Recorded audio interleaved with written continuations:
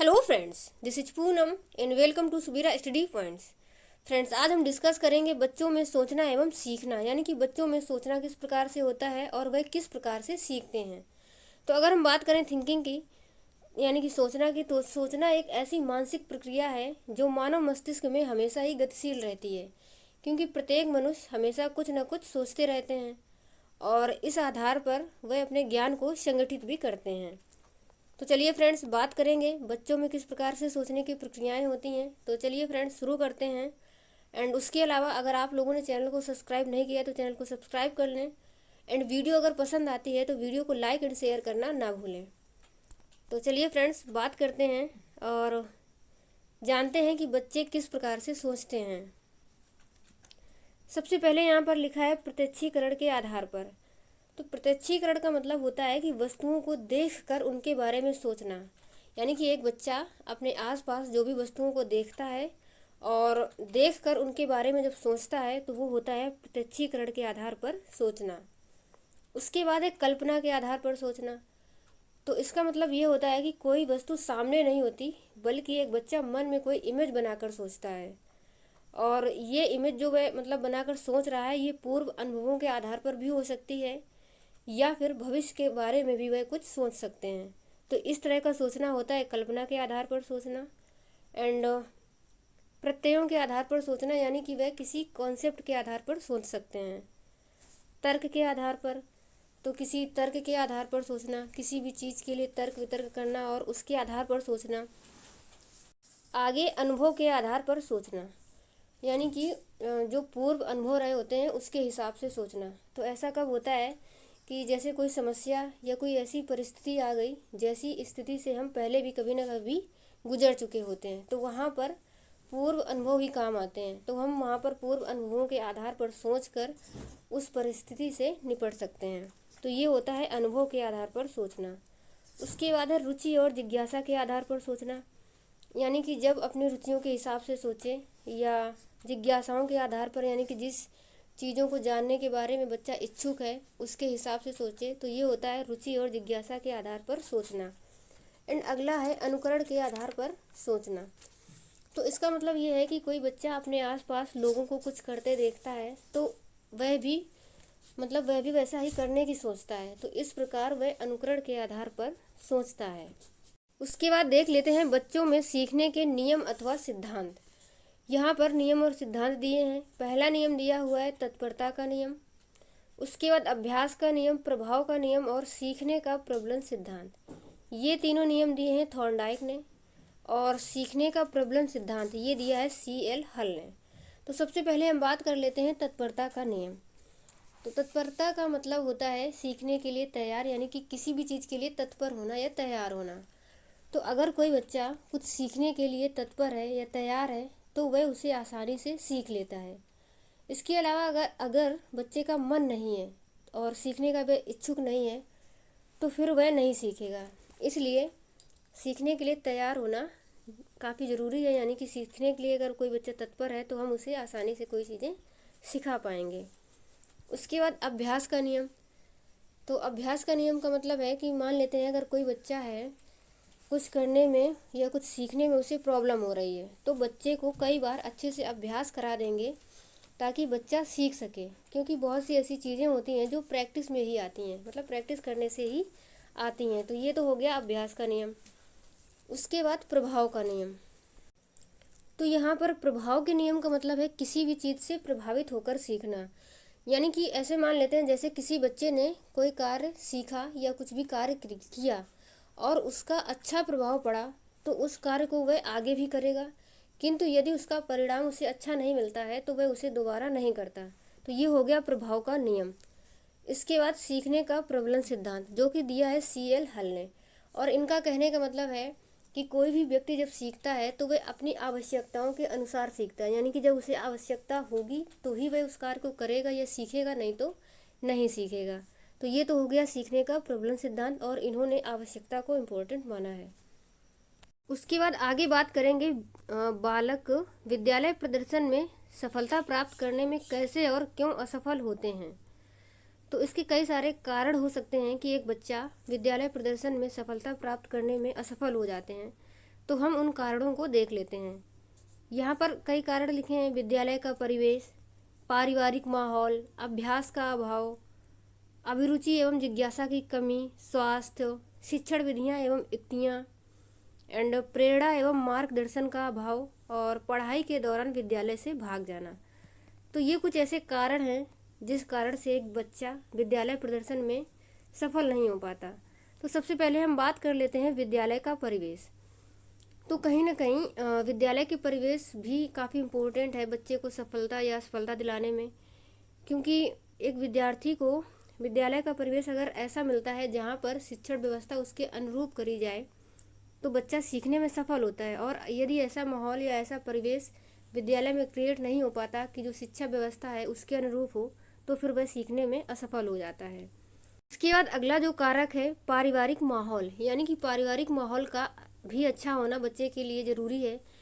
यानी कि अगर माता पिता बच्चे के ऐसे हैं जो पढ़ाई के प्रति जागरूक नहीं हैं, तो मतलब पढ़ाई के प्रति यदि वह जागरूक नहीं है तो फिर वह बच्चे की पढ़ाई को हो सकता है देर से शुरू करें, और देर से शुरू करने में फिर बच्चे का मन उतना नहीं लगता कि वह पढ़ सके, तो ये भी एक असफलता का कारण होता है। इसके अलावा परिवार में अगर लड़ाई झगड़ा होता है तो ऐसे में बच्चे क्या करेंगे, क्या ही लगता है कि डेवलप होंगे, क्या सही से नहीं होंगे ना। तो ये भी एक कारण है पारिवारिक माहौल, यानी कि पारिवारिक माहौल भी अच्छा होना चाहिए, उसके माता पिता का जागरूक होना काफ़ी ज़्यादा ज़रूरी है। एंड अगला है अभ्यास का नियम।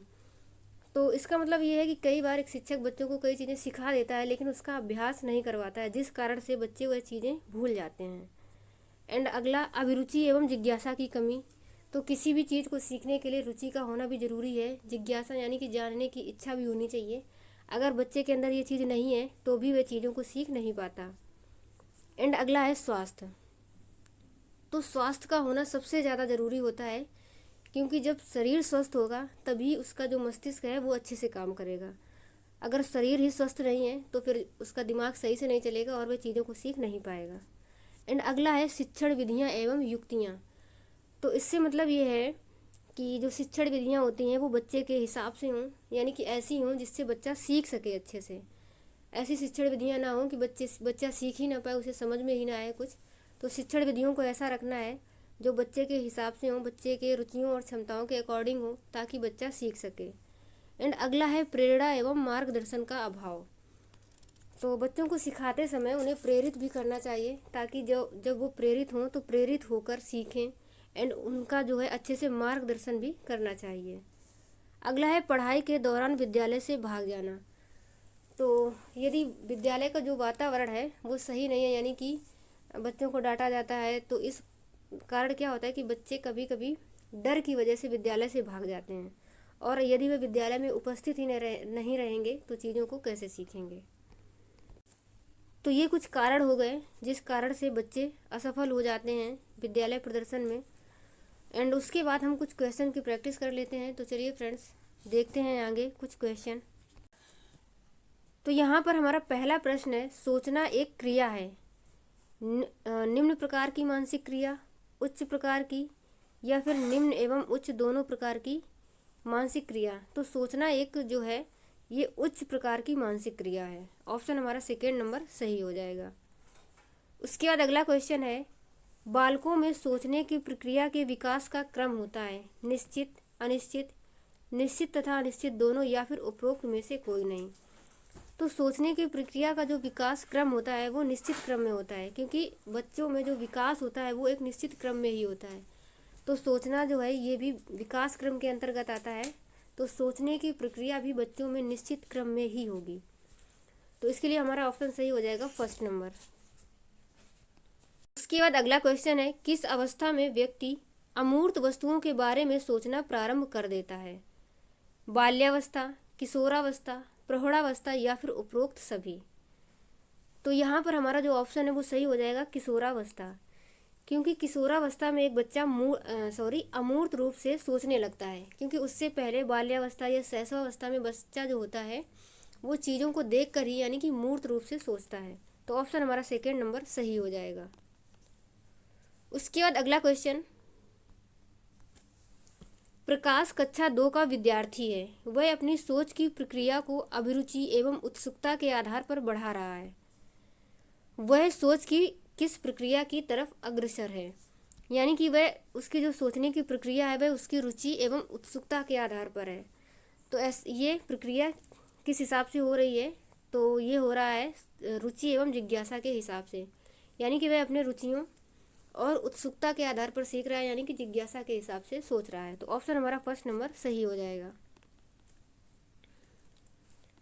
उसके बाद जो अगला क्वेश्चन है, बच्चे के सोचने की प्रक्रिया में किस आधार पर सोचने को सबसे उच्च माना गया है?